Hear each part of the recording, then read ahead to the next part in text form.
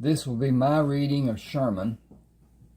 It's about him and his brother Heath and their voyage from Texas, Port Lavaca, to Tampa, then down to Cuba, up to Miami, along the Florida coast, the Georgia coast, up to Charleston, South Carolina. Then the return trip was almost equal to the trip going up.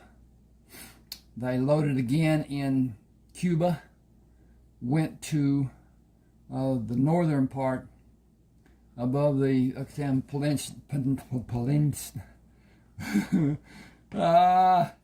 get this straight here in a minute. I'm looking at this 38 degrees down here on my computer. And the Yucatan Peninsula.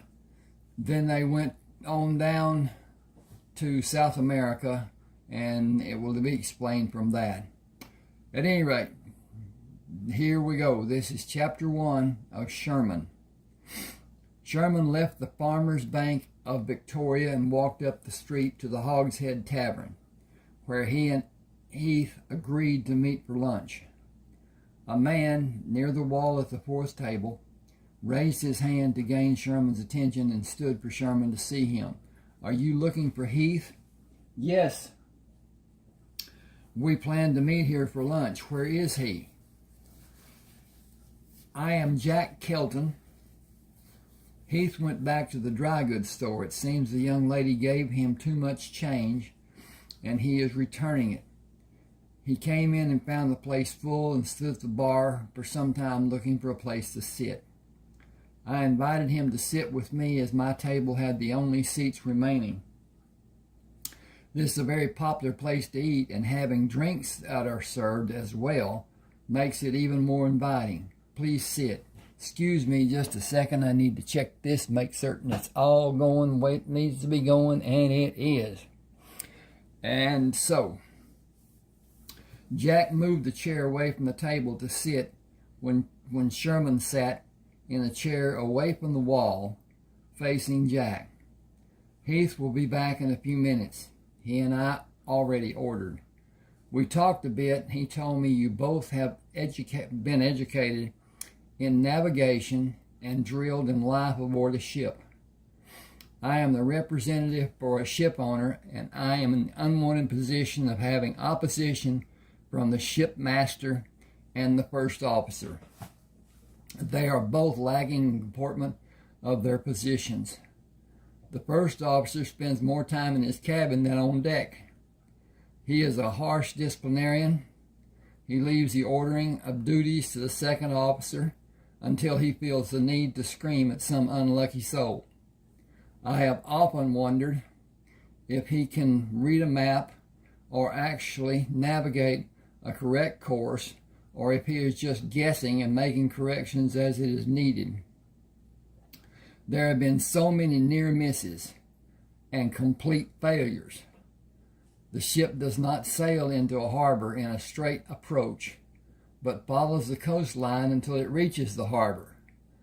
I believe the crew is overworked because he is so lacking, and it makes everyone surly. Then he punishes those men he believes are disrespecting him with a vengeance that is not needed in a respected officer.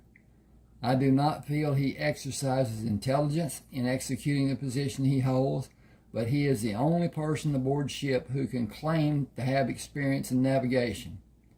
I have never seen him do a chart. If he does prepare one, it is done below decks and away from anyone seeing him do it." Sherman frowned.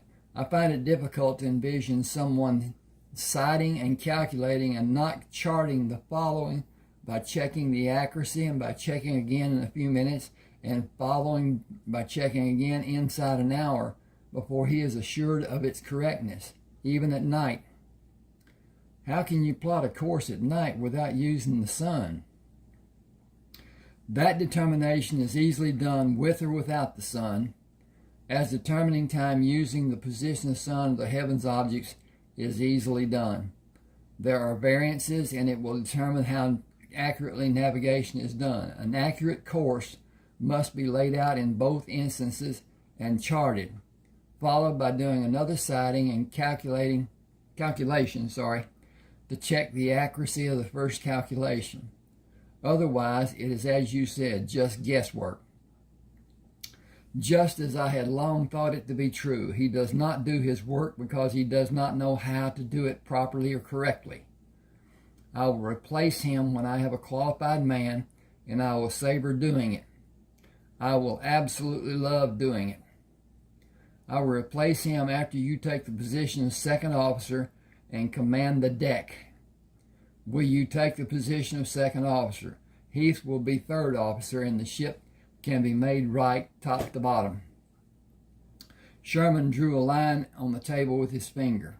I will only if I have complete control without interference of someone less knowledgeable than me or Heath, and only if you will allow both of us to teach you to navigate by showing you practical application along with our writings.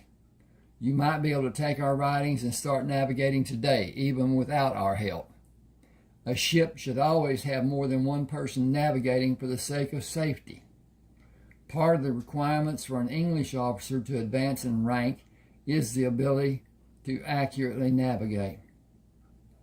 The Spanish are notorious for having several capable officers and going into battle with the loss of all of them as a result, leaving no navigator. My father rose from captive deckhand to commanding officer after such an occurrence, and he was rewarded with land grants in East Texas and here from the King of Spain. When can you be on board? I made a stipulation, not an agreement. Contracts for both Heath and me, scope of duties for both of us, privileges for us as well, payment in gold, and the ability to have my own equipment to use with spares ready in case they might be needed. I will go over the ship and suggest changes where it is needed. I will make changes as I see to be of benefit to the working of the ship and of the ship's crew. If it should be that conditions on the ship are intolerable, we will have written permission to leave at our discretion.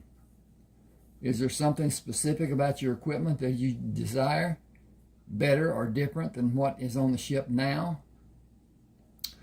You will need to come to the farm and see for yourself.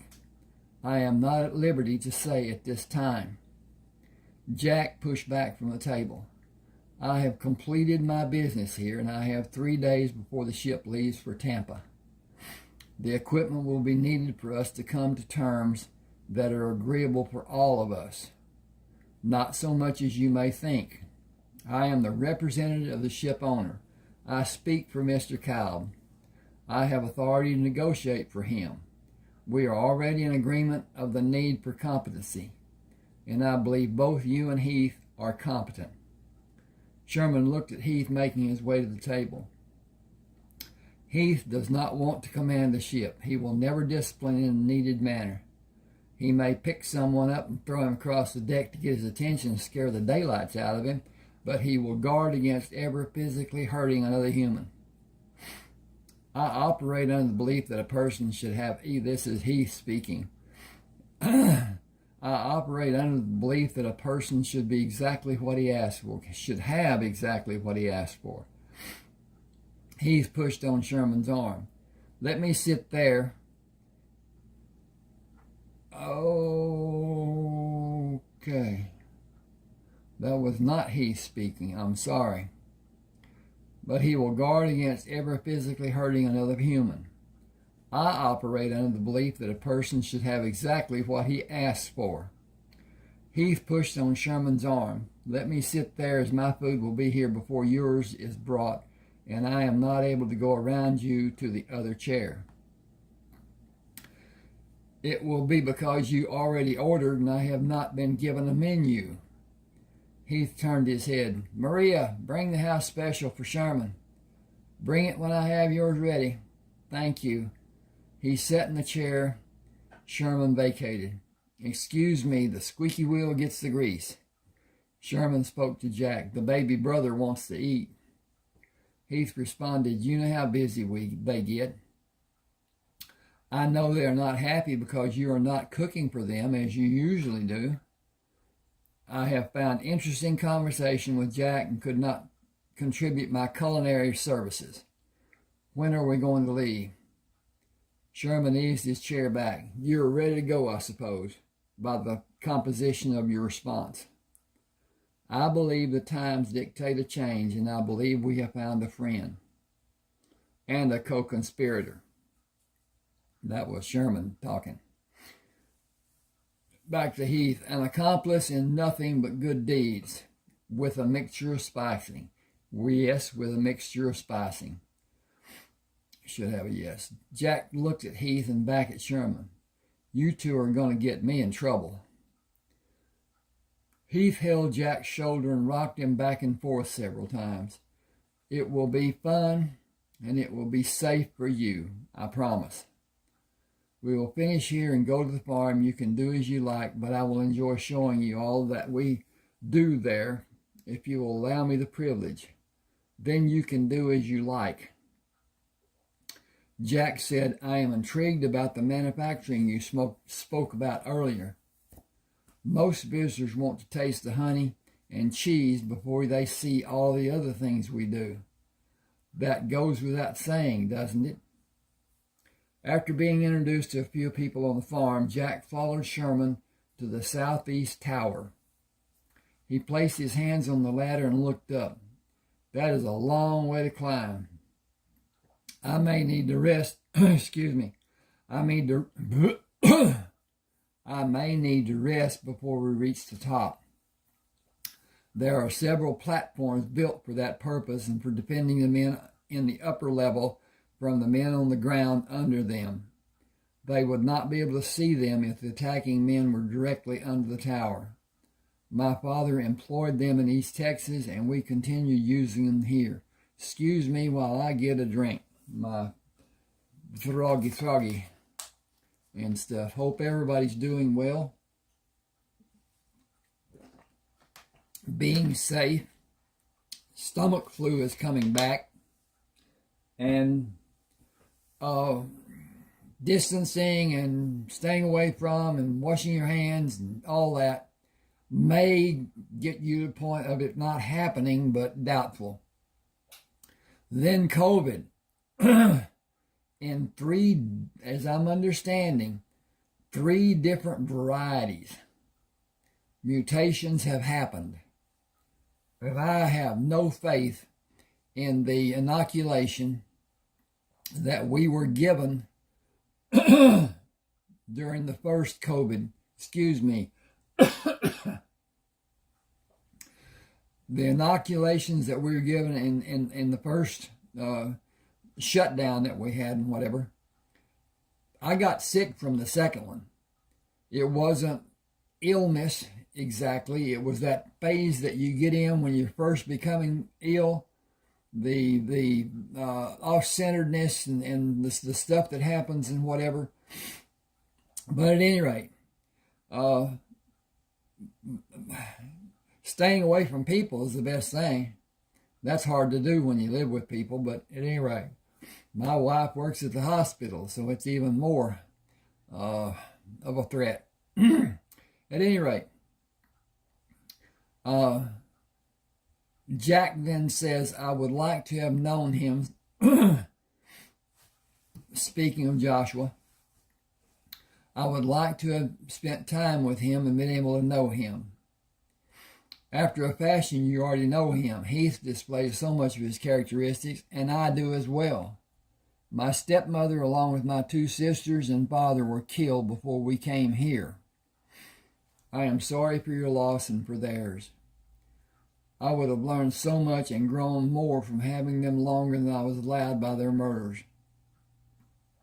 It haunts me knowing how much was taken from me and from all of us.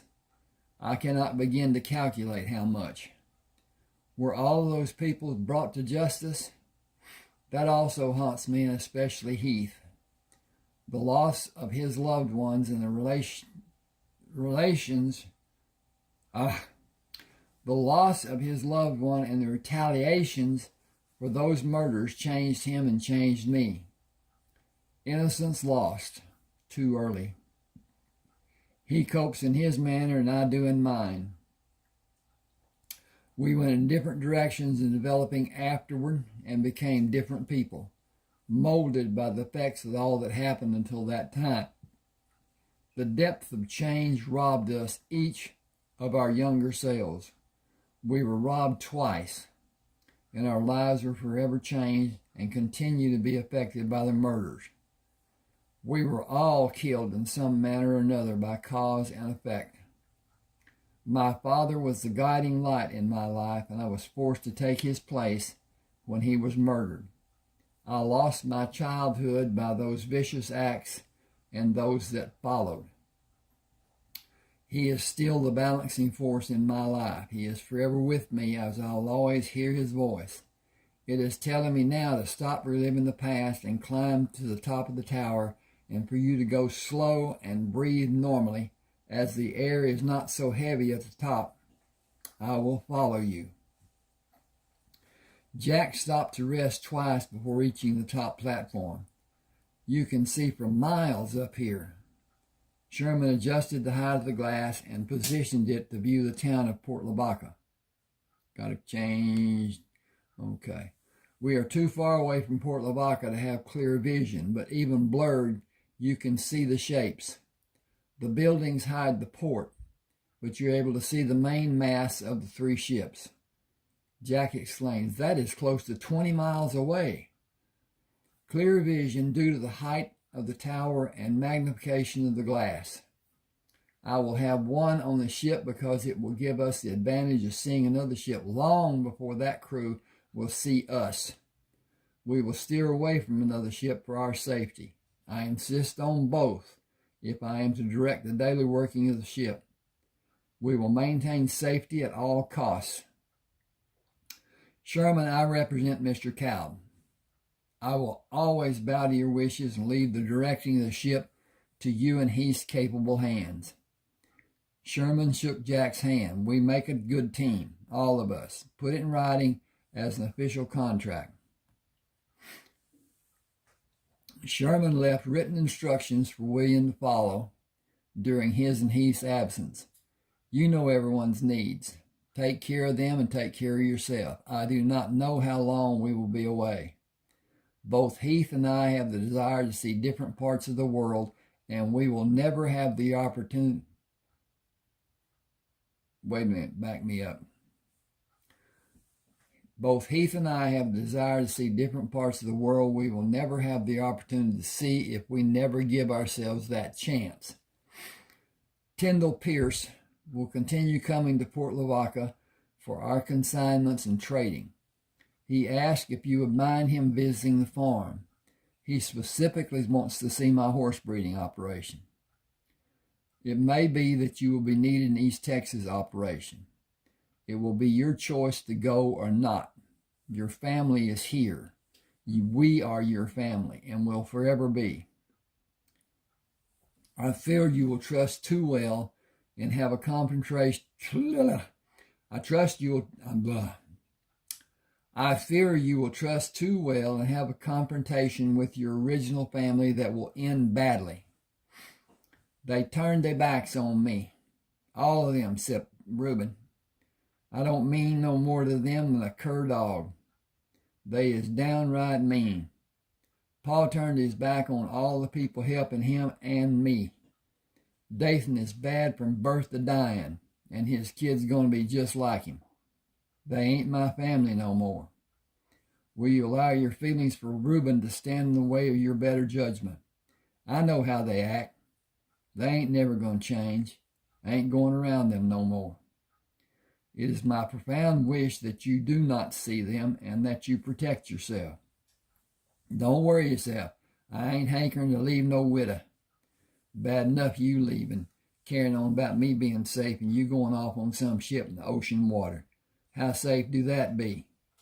I will be safe, and so will Heath. That be what all people says until they start playing in the fire. Sherman smiled. We are not playing with fire, just water. William frowned. Way I see it, that'd be worser. Men got legs, ain't got no fins. Chapter 2. I'm going to check on this since it's the time that I'm looking at on that clock. Okay. Men standing in a single file near the gangway began walking away from the ship. Showing his anger, a man wearing a large Mexican sombrero said in a loud voice, "When the master comes back." That's a laugh. You been hitting that rot gut again? When we've been here 2 days waiting on him. Time to go to Corpus. More ships down there. Only 3 ships here, and this one is the only one signing on deck hands. It's going halfway around the world. I ain't. Sherman indicated the ship. Those men were informed about the shipmaster being here at an earlier time than he was scheduled. It must have been someone guessing, because he is not scheduled to be here for several hours. We will pull the wagons near the ship, back them against the railing to be as near the ship as possible. Jack will be aboard, and we will load the trunk and the crates of guns, and afterward find our quarters. He said, "I want to eat." Sherman laughed. "We will, just be patient." Heath held his arms out to shoulder height. "I will be like the proverbial hungry buzzard. Patience my eye, I'm going to kill something." Jack Kelton greeted them as they came onto the deck. "Welcome to the Galwerth. Glad to see you survived the ordeal unscathed. I saw the wagons with your crates as you approached. The crates will be stored in the cargo hold with the cargo which is already aboard. Shelving was built to accommodate them. Go down to your wagon and secure the crates to the rigging and come back to see to their storage. When you finish, I will show you and Heath to your quarters. Lunch has been served, but you may still be able to have something." Sherman moved closer to Jack. "The spyglass is under the wagon seat." Jack called Charles Thomas. "Take a man with you to the wagon on the pier and look under the seat for a spyglass, wrapped in oilcloth. Be careful handling it as you did yesterday with the old one. Bring it aboard and tie it securely before it is raised to the crow's nest. Attach a line to hold it steady for the deck to protect it from hitting the mast. Have 2 men ready in the crow's nest to pull it up and bring it in the confines of the crow's nest, with a man on each end of the spyglass. It must not be allowed to fall or be bumped before it is untied. Remind the men that you will come to attach it, and they are not to do anything more than pull it up to hold it and protect it until you are able to mount it. Be careful that the glass is not dropped by a man holding the cover and lose control by allowing the cover to slip off and drop it. Handle it as if it's made of glass. Be certain the men who handle it keep it securely in their hands. There is only one, and we have sore need of it. It is longer than the one you took down yesterday. Secure it to the steel supports we attached to the crow's nest yesterday and leave the protective caps in place. Then wrap it in the oilcloth and tie it with the open end on the side and pointing down." Okay, that's rather unclear. I'm supposing that's, Water will fall off that's the reason. If it's pointed down, then water will fall off the oilcloth with it in that position. The spyglass is sealed, but it will be wrapped and tied for protection when it's not being used. Mr. Kramer will come down with you. Ask if you need help and protect the spyglass. I am depending on your efficiency. In the cargo hold, Sherman looked up at the shelving supporting the first crate. Getting the guns out of the crate is going to be difficult from that position. Heath laughed. The other crate is still on deck. You are second officer. Just take some to your room and put some in mine. No one will question what you have or why it is in your rooms. We have privilege allowed by our position. The guns are all covered. It will be a mystery for the men who help. So your first official act will be ordering those men to help. Let me explain something, and I should have explained before. I have written 32 ebooks. I have published 30 ebooks on Smashwords. I've got a bit of a dilemma because Smashwords sold or cooperated with or whatever to draft to digital, D2D. It is different than what Smashwords was for me. If I'm understanding correctly, you can still purchase the books on Smashwords from my page. I'll leave a couple of, I'm looking at text, that you can use to go to Smashwords and find this book and other books. So at any rate, I'll continue. Help. With the contents of the wagon secured on the ship, Heath came to Sherman's room. This has been a very good day so far, with all we have accomplished, but I could eat the horns off a billy goat. Wonder if we can find something.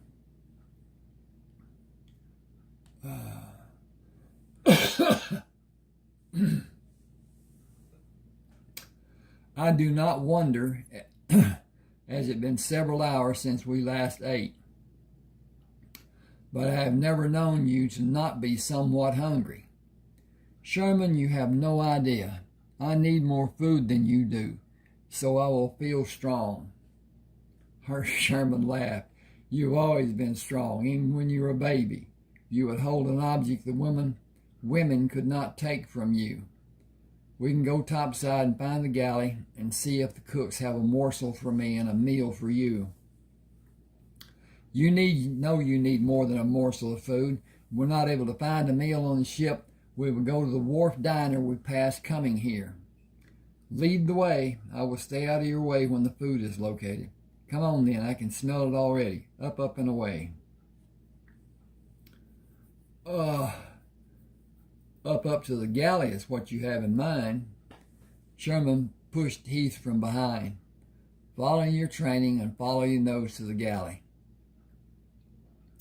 Good afternoon to all.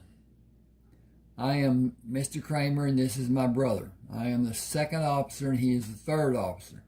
We were not on board for the noon meal. Is it possible to have a bite to eat? Sir, good afternoon to you both. Not much left from lunch, but I will gladly send a man to the master's cabin.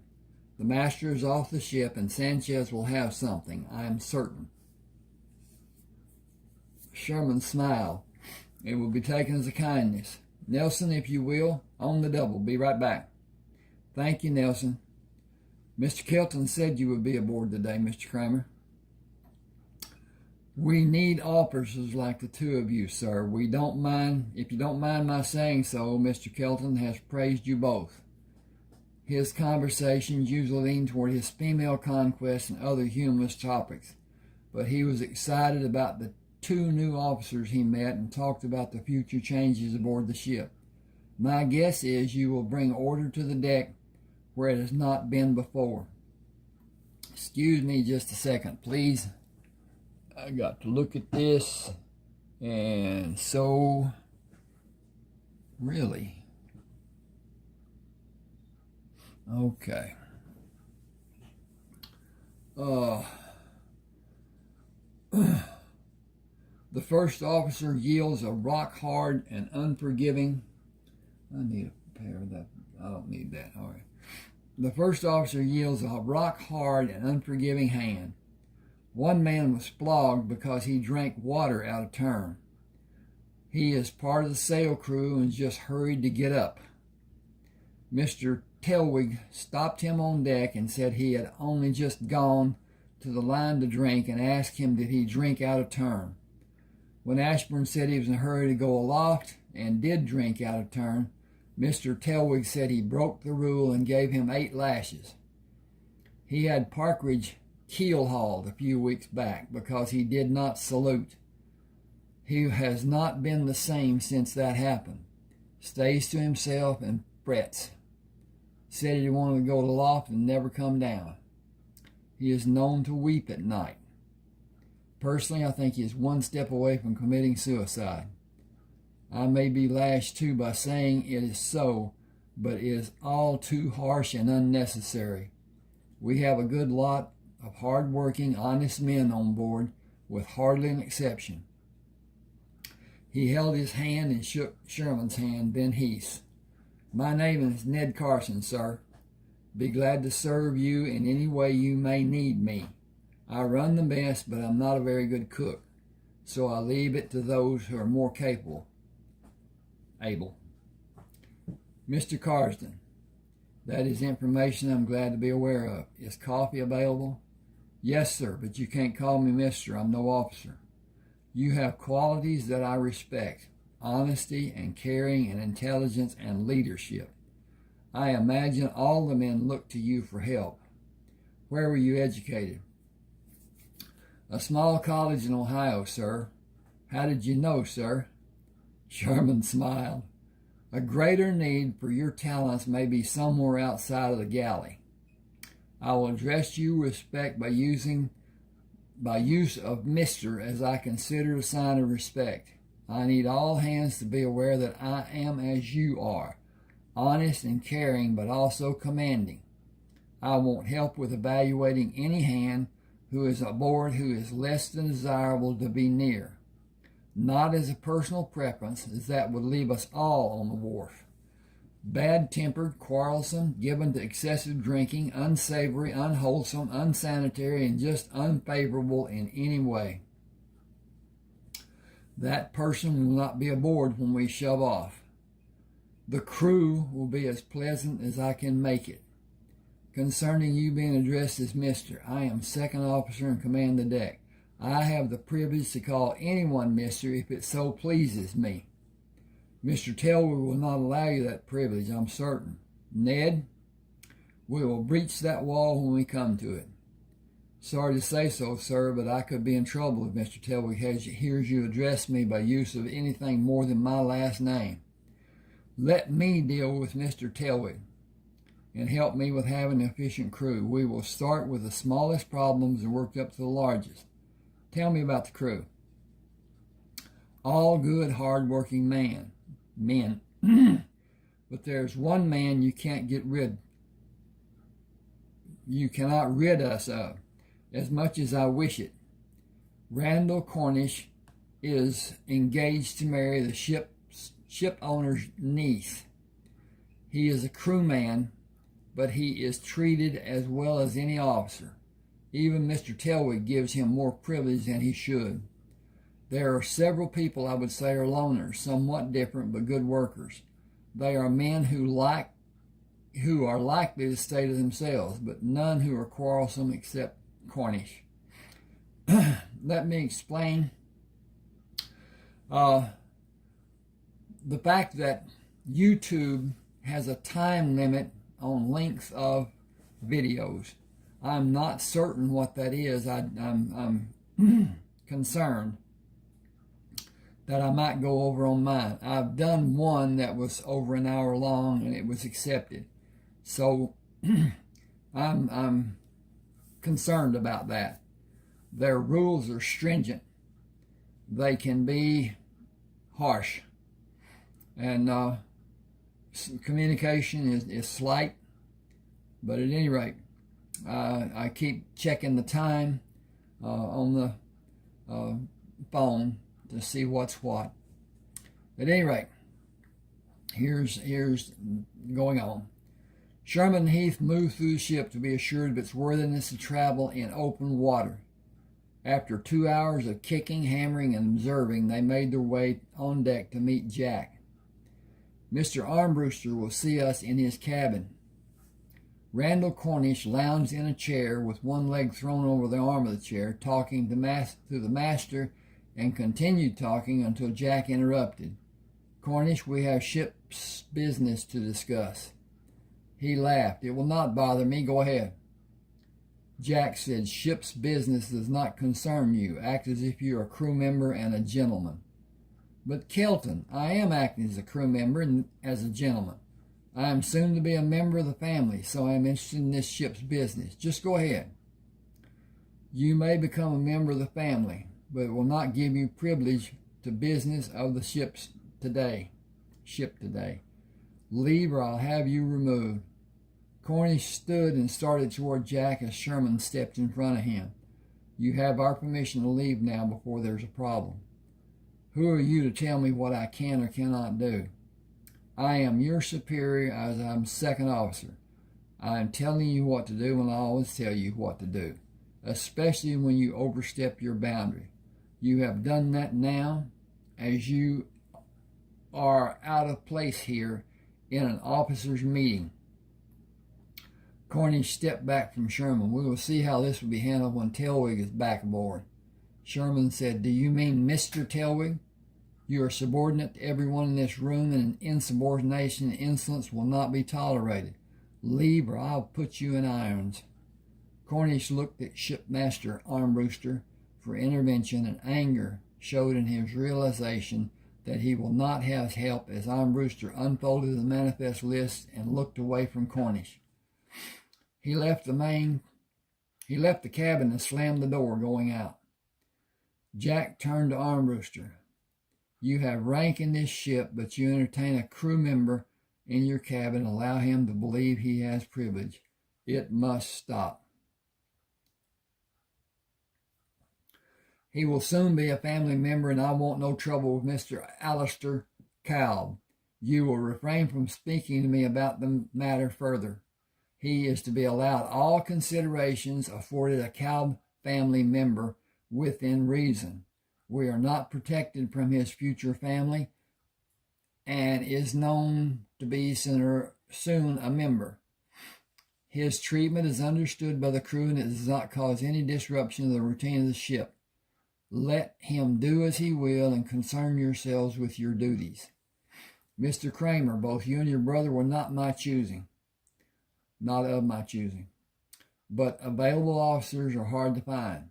All the lower ranking officers left for another ship when we reached port.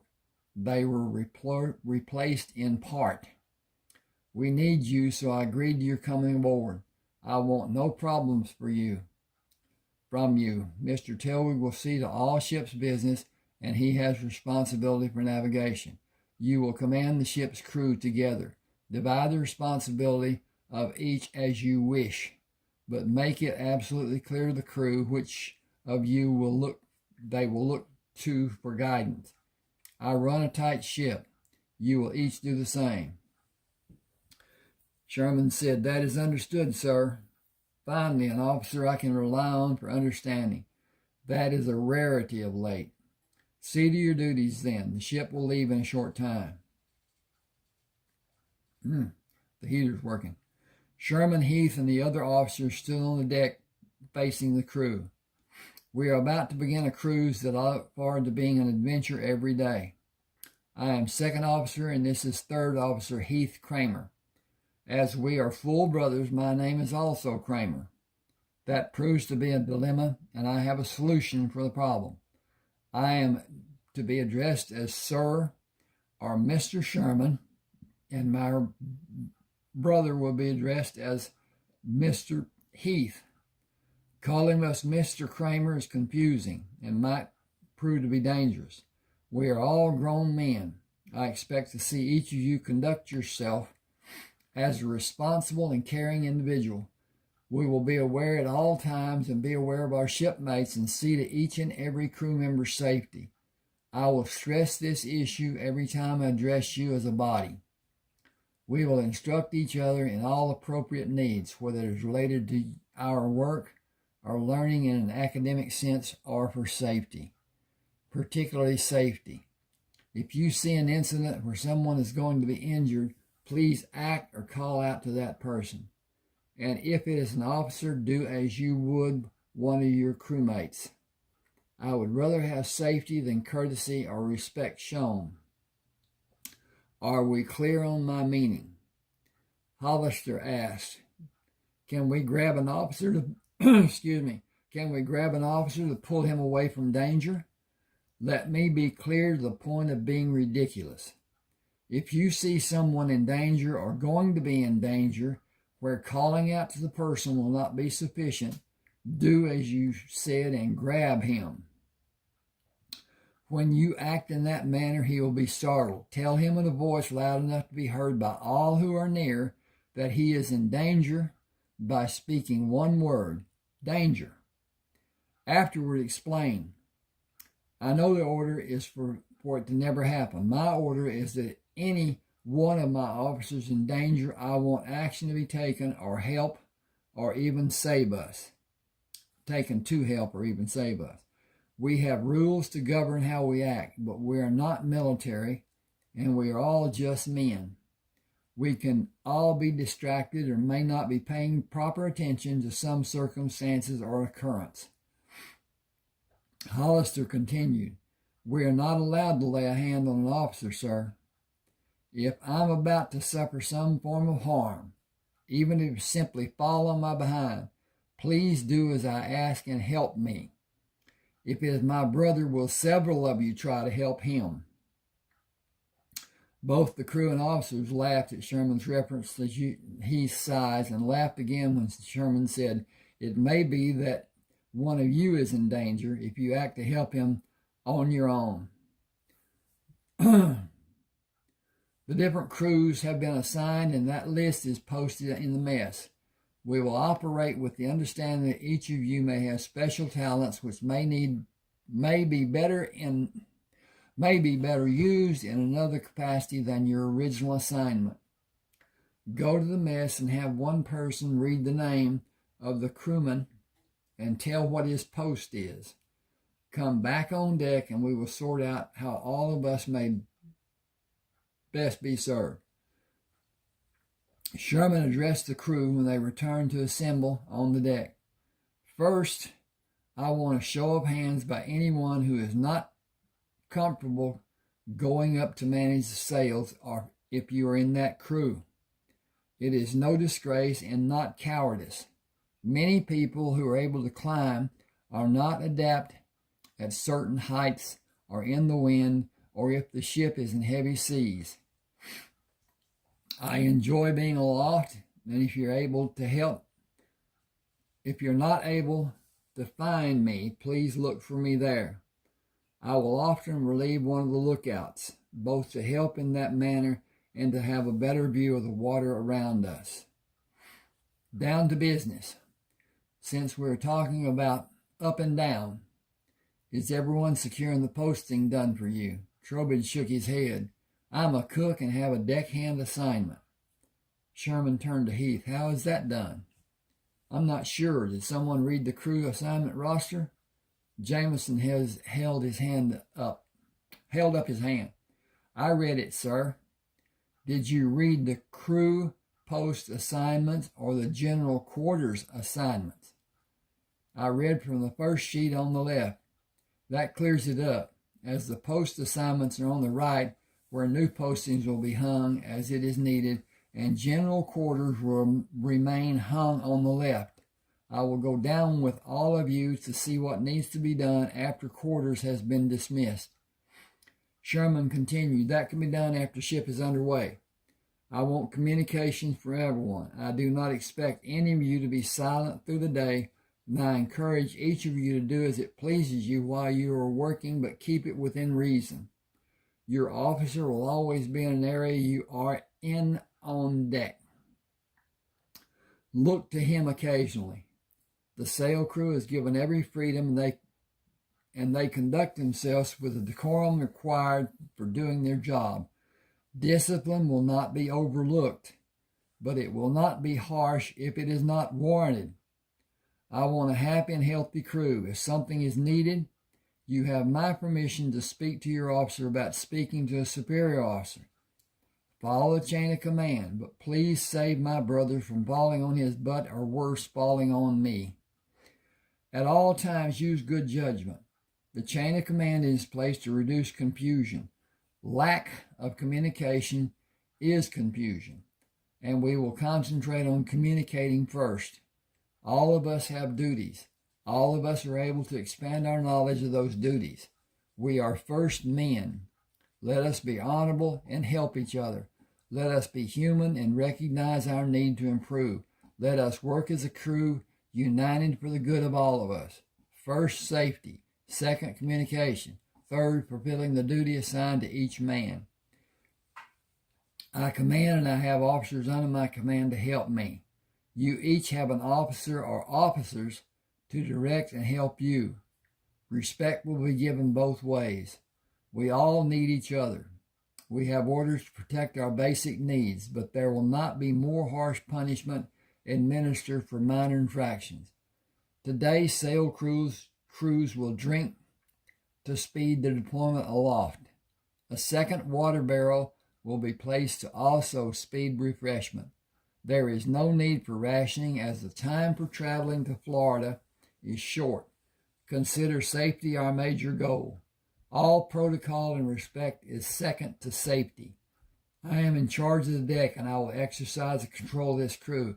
None of you need fear me or any officer in our crew. Look around you. Every man standing with us is a brother. What extreme will you go to fight for your brother? We will act accordingly. I will need to have my attention centered on command, but exercise prudence and call out to me or Heath if there is a need. Life aboard a ship is difficult enough without fear. The only fear any one of us should have is missing a meal. The time has come to lower the boats and shove off. Excuse me just a second.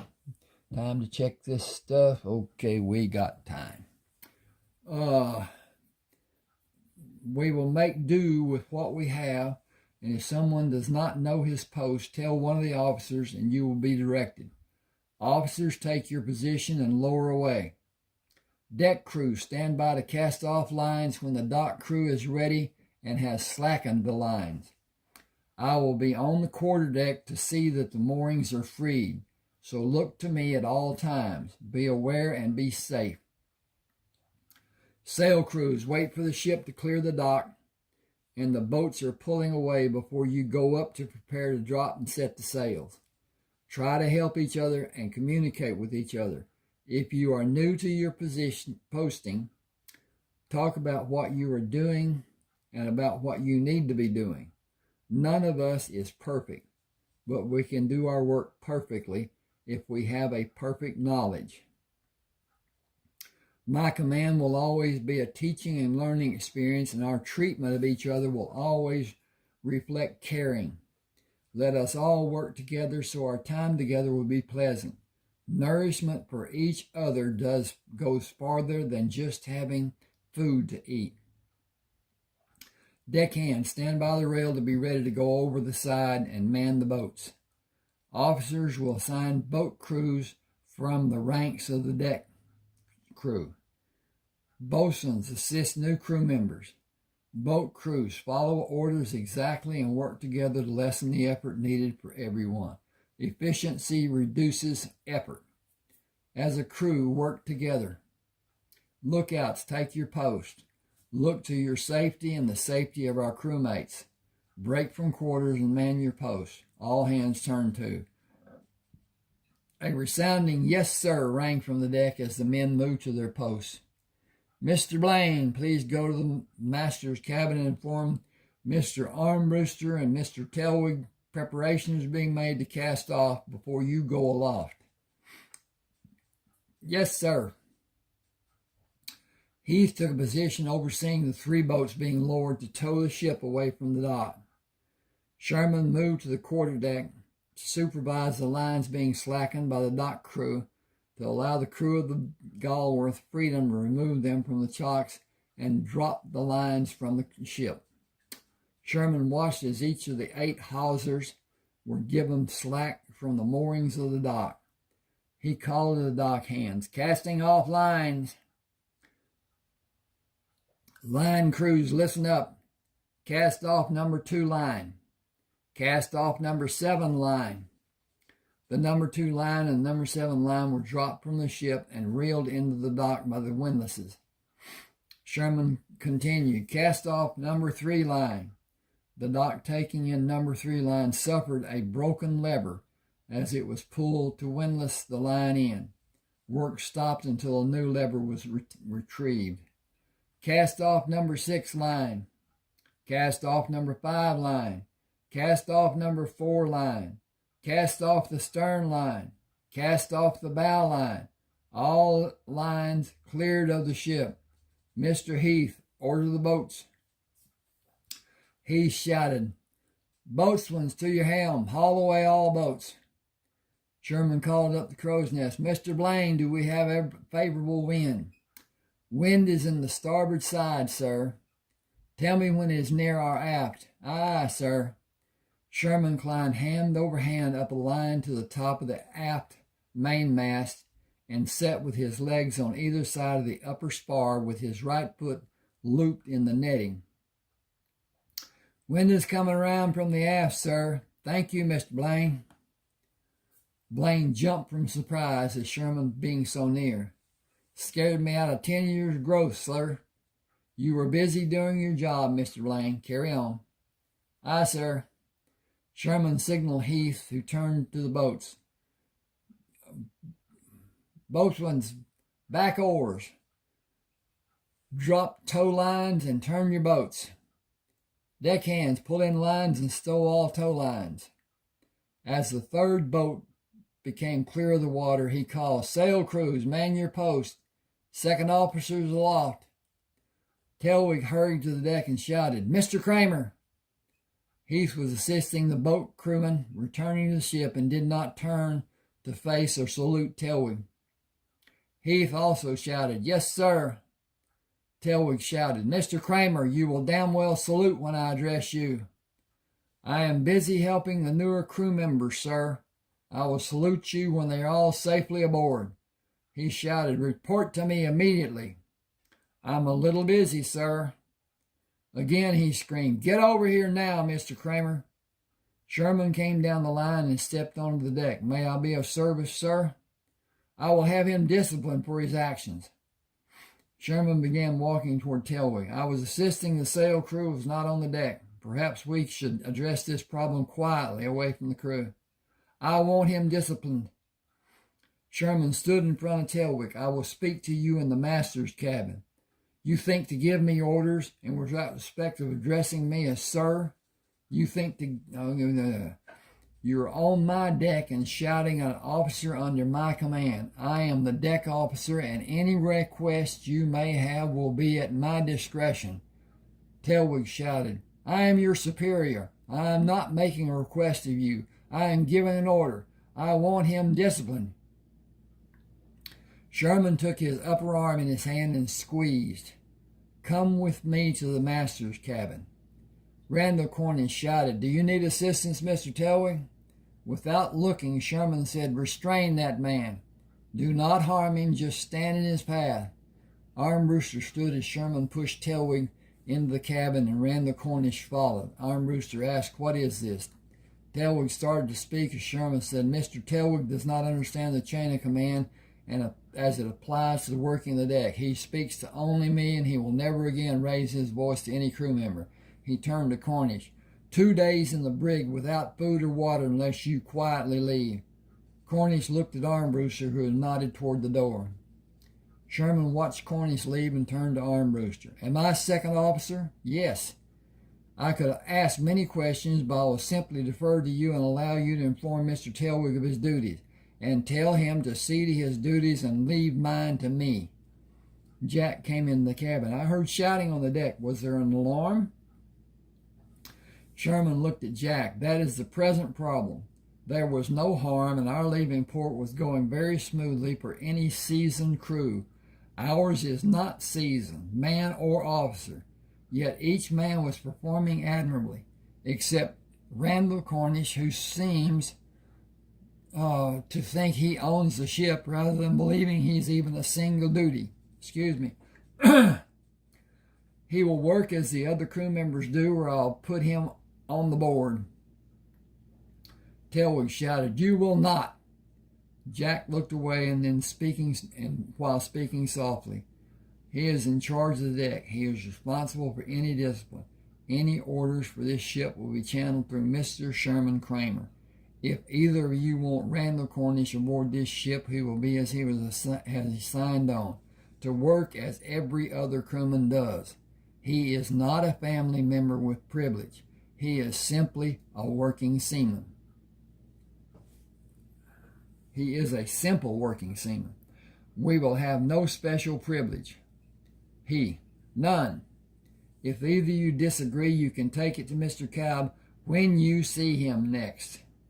I have wanted for the longest time to correct many actions I have seen done on this ship. I have just at this moment come to understand what will be best done for this ship and for my sanity. I stood by and silently watched things happen on this ship that will not happen again. A good man was treated inhumanely because he did not show respect and salute. He might have injured another man if he had stopped to salute. I am ashamed that I did not stop it when it happened. Telwood, your navigational abilities totally evade me. Your lack of concern for the men is barbaric. Your manner of directing men is deplorable.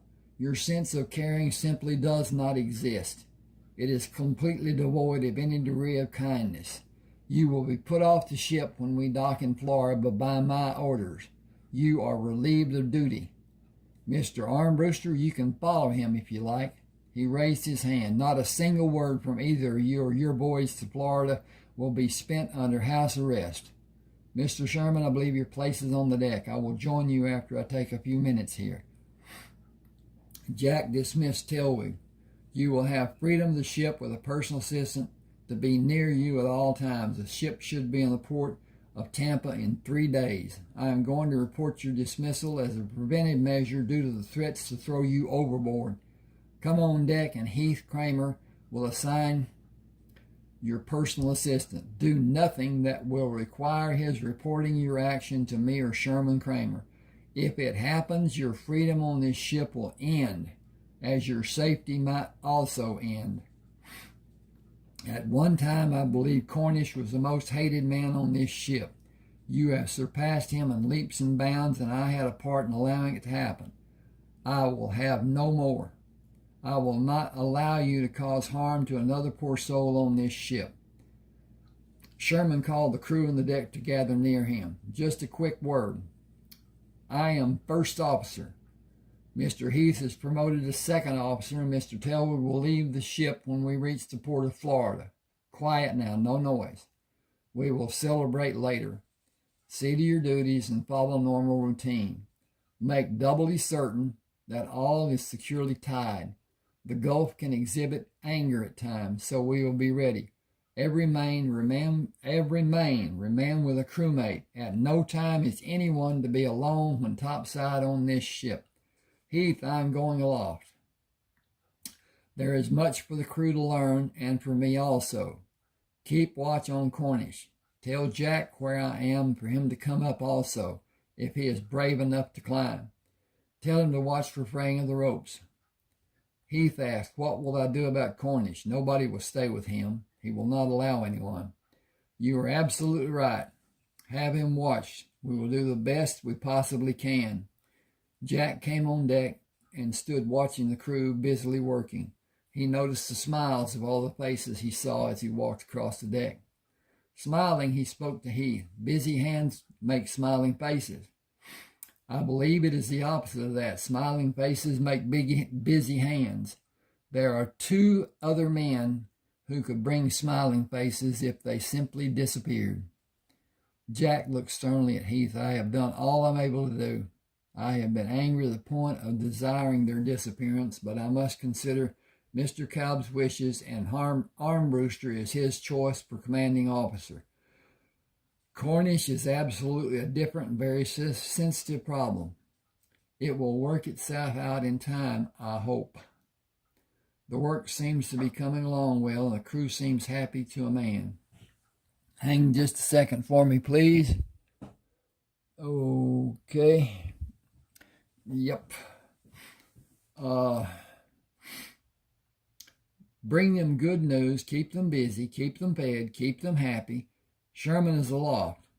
If you care to join him, he invited you. I wonder if my shoes are proper for climbing. Shoes are not worn to climb as they are too slippery. Stockings only. Many of the men wrap their feet for protection. That is one of the many reasons I do not go up. Jack was physically spent when he reached Sherman with the crew at the lowest sail. I need to do this often, as I'm not in shape to do it fast or well. This is my first time aloft to any height. I want to rest a bit and go on up. The view must border on majestic. Sherman said sunsets and photographs would be priceless possessions. A lesson, Mr. Kelton. Your hold is not correct. Put your arm through the netting. Looping it over to let it hang freely will support you and rest your hand. After you have rested, swing your body around the netting and place your feet through the web to stand with the rope above the one you will stand on against the shins of your legs and rest your arms over the spar. Or straddle the spar and loop your foot nearest the net into the net. You will be in a position to allow your body to rest and strength to return. Always climb on the side of the net away from the sail so the sail cannot flap. So the sail can flap and not interfere with your climbing or injure you. There may be a need for you to have your hands free to do work or help a man. Stand on one foot and raise your lower leg to put it through the web of the net and hook your foot behind the lower ropes to have the support of several ropes against your shins. Observe the men in the sail crew and you may see some amazing things done in a routine day. Speed is of paramount importance for a crew member. Remember, there are no officers and there is no rank above decks for a sail crew. It is usual routine and the wind dictates the need. When need is met, routine is another waiting game. Once sails are properly set and tied, the crew will descend because the weight of their bodies will hinder progress of the ship and efficiency of the sails. And it is okay. Jack asked, what are of the lookouts? Doesn't their weight hinder the action of the ship? Sherman swung his body to the off side of the net. Yes, but only to a small degree. They are there to keep the ship safe, and they are absolutely necessary. Near the shoreline, bars of earth and coral reefs are a danger. Rogue waves will be steered into, or the ship will roll and capsize. Or the ship might roll and capsize. A ship or boat not having a lookout and another ship not being attentive is a danger the ship must be made aware of. Once alerted, course change will be made and we will navigate away from the danger. Privateers operate in different parts of the oceans, and we will steer clear of them and run if it is needed. Open water is needed for it to be done. The lookouts are needed at all times for the safety of the ship. They are our first line of defense.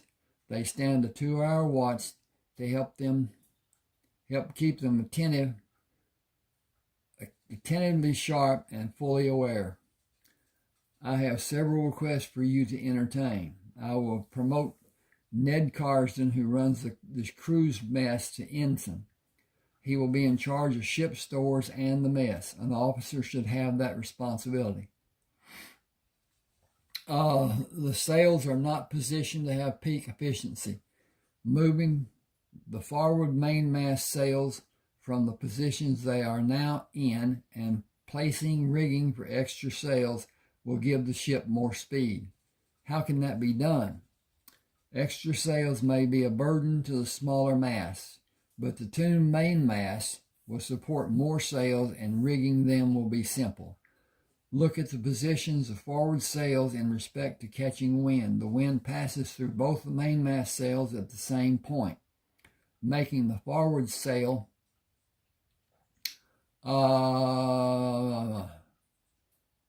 mainmast will catch wind more.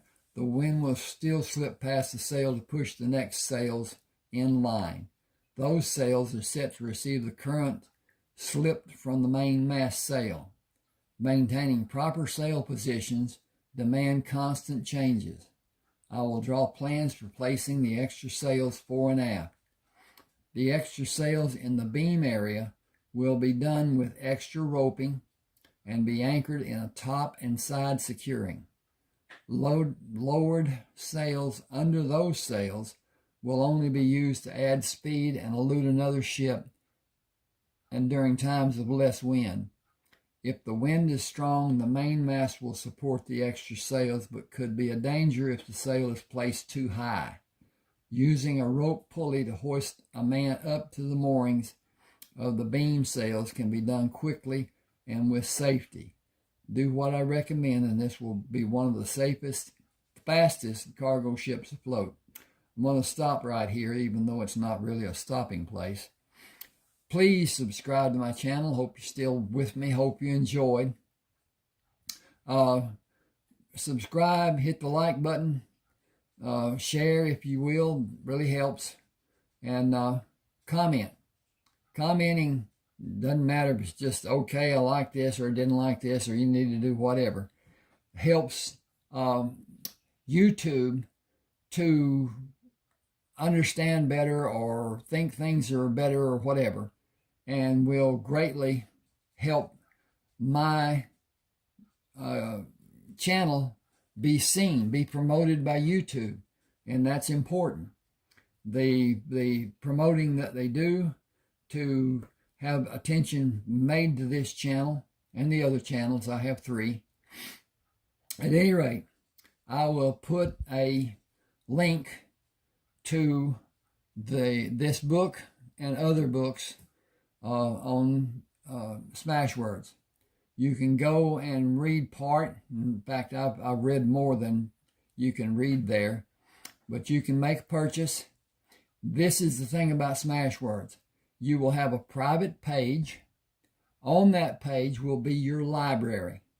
Every purchase you make will be put into that library.